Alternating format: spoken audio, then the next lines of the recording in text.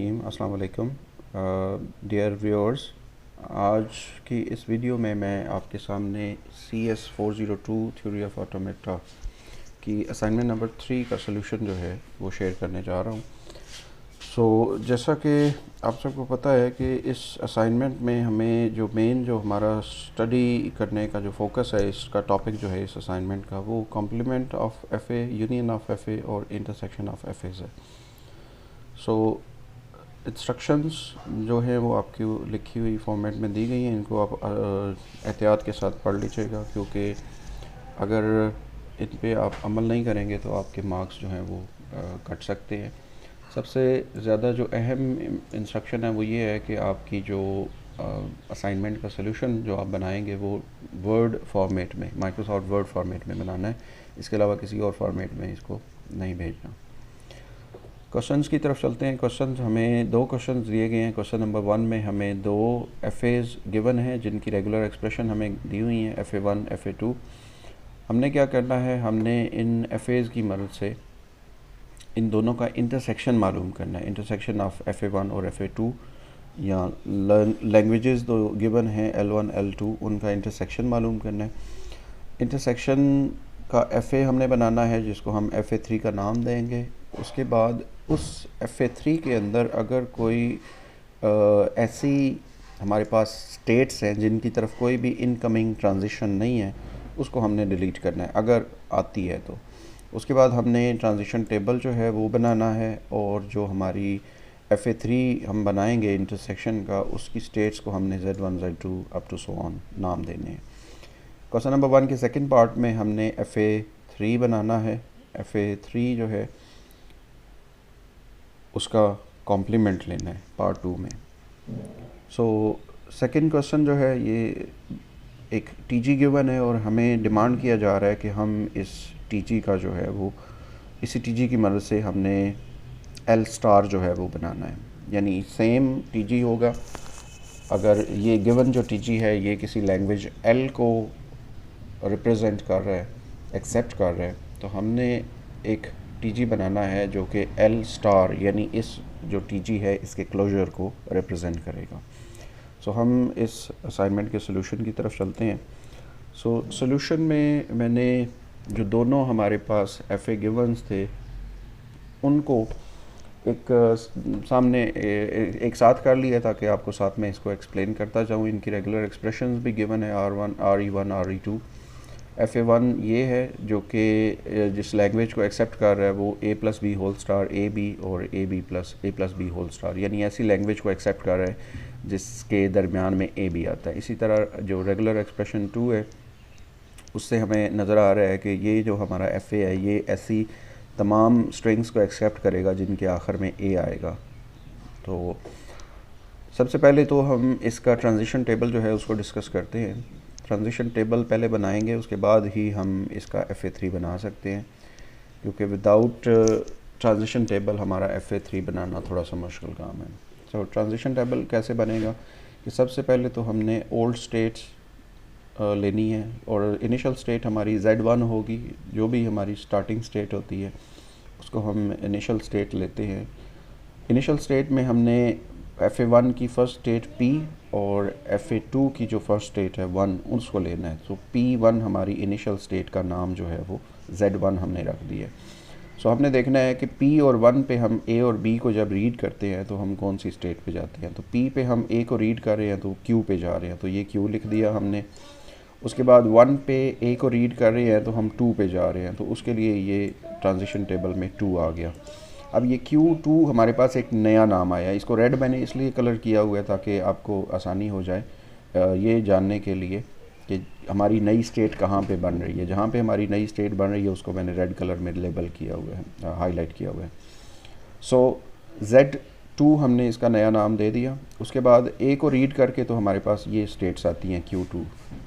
P और 1 पे हम जब B को रीड करते हैं, P पे B को रीड करते हैं तो वापस P पे आ रहे हैं, तो उसके लिए ये P आ गया। इसी तरह 1 पे B को रीड करते हैं तो वापस 1 पे आ रहे हैं, जो कि ये 1 लिखा हुआ नज़र आ रहा होगा आपको। P1 पे आ गए, तो P1 हमने पहले यूटिलाइज़ किया हुआ है और इसका नाम Z1 है, तो इसलिए इसका नाम Z1 ही लिखा जाएगा।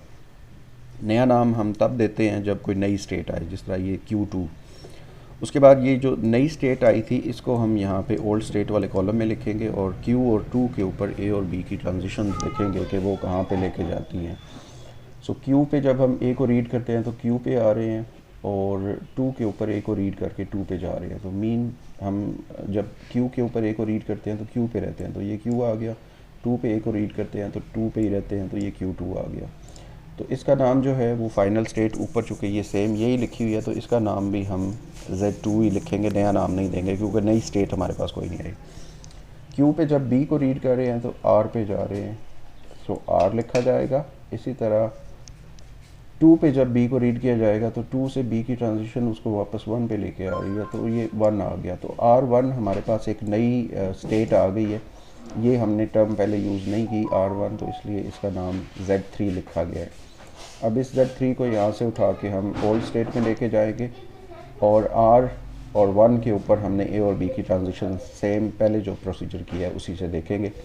सो उससे हम देखते हैं कि R पे जब हम A को रीड करते हैं तो वापस R पे आ रहे हैं, और 1 पे हम A को रीड कर रहे हैं तो 2 पे जा रहे हैं। सो मीन के R2 ये हमारा बन गया R2।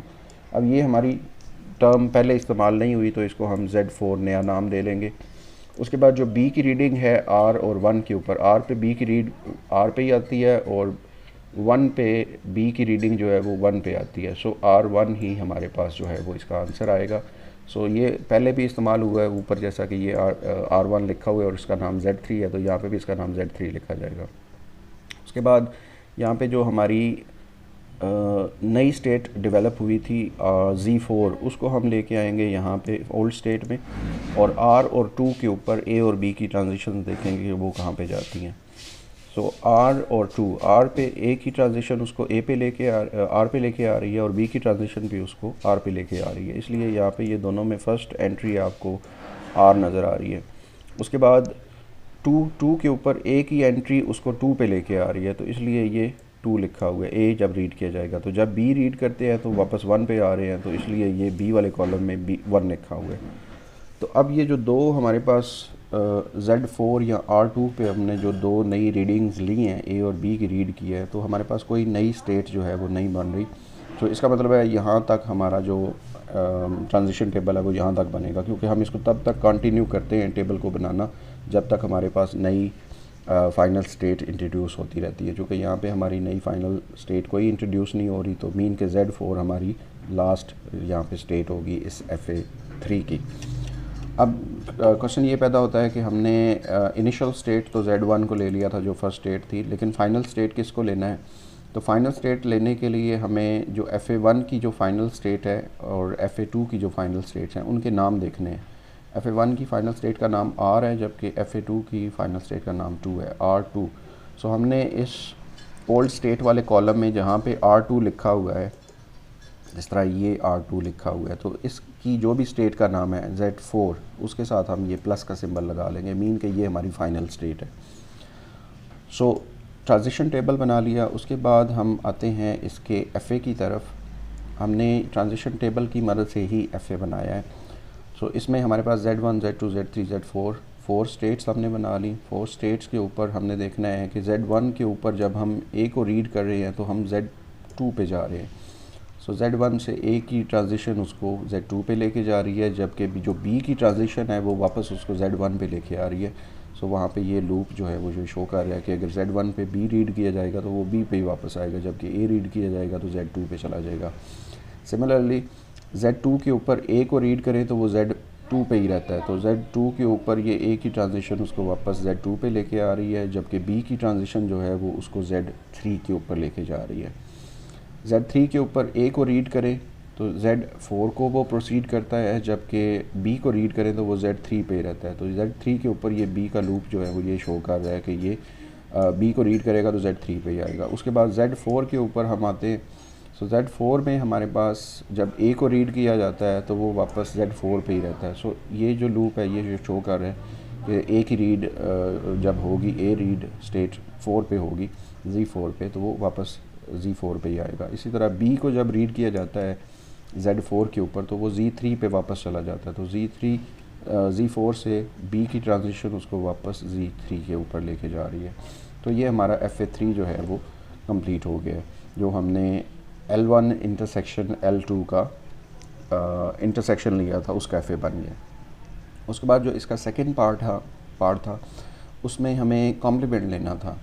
सो कॉम्प्लीमेंट, किसी भी FA का जो कॉम्प्लीमेंट होता है वो सेम वही FA होता है, लेकिन सिर्फ एक छोटा सा फ़र्क होता है कि जो FA हमें गिवन है FA3, उसकी जितनी भी नॉन फाइनल स्टेट्स हैं उनको हम फाइनल स्टेट में कन्वर्ट कर देंगे, और जो फाइनल स्टेट थी उनको नॉन फाइनल में कन्वर्ट कर देंगे। जिस तरह हमारे पास ये FA3 हमने बनाया था, सो इसमें Z1 इनिशियल स्टेट थी और Z4 फाइनल स्टेट थी, जबकि Z2 और Z3 नॉन फाइनल स्टेट थी। तो जब हम इसी FA का कॉम्प्लीमेंट लेंगे तो Z2 और Z3 जो है, जो कि नॉन फाइनल स्टेट्स थी, इनको हमने प्लस का साइन लगा के फाइनल स्टेट बना लिया, जबकि Z1 इनिशियल स्टेट थी उसको भी हमने फाइनल कर दिया, और Z4 जस्ट फाइनल स्टेट थी तो उसका हमने प्लस का साइन रिमूव कर दिया, तो जिससे हमारे पास ये FA3 का कॉम्प्लीमेंट आ गया। उसके बाद क्वेश्चन नंबर 2 जो था इस असाइनमेंट का, उसमें हमें जो TG गिवन था जो कि एक लैंग्वेज L को एक्सेप्ट कर रहा था, तो हमने एक और TG बनाना था जो कि इस लैंग्वेज L के स्टार को, L क्लोजर को जो है वो रिप्रेजेंट करेगा। सो ये हमें TG गिवन था। सो हमने जब L स्टार का बनाना है TG, तो उसके लिए हम जस्ट क्या करेंगे कि सेम इसी डायग्राम में दो ट्रांजिशंस हमें नल स्ट्रिंग वाली शो करनी है, जो कि इनिशियल से फाइनल और फाइनल से इनिशियल की तरफ एक लूप बन गया है नल ट्रांजिशन का। यानी इसमें हमने ज़्यादा कुछ नहीं करना, जस्ट 2 ट्रांजिशंस जो हैं वो शो करनी है विद नल स्ट्रिंग, जो कि इनिशियल से फाइनल और फाइनल से इनिशियल की तरफ प्रोसीड कर रही होंगी। सो ये जो है ये फुल इसका सॉल्यूशन है CS402 की असाइनमेंट नंबर 3 का। उम्मीद है कि आपको एक्सप्लेनेशन की समझ लग गई होगी। किसी भी किस्म की परेशानी की शक्ल में आप अगर कोई चीज़ मज़ीद पूछना चाहें तो आप कमेंट सेक्शन में जो है वो मैसेज करके मेरे से पूछ सकते हैं। बहुत शुक्रिया। अल्लाह हाफ़िज़।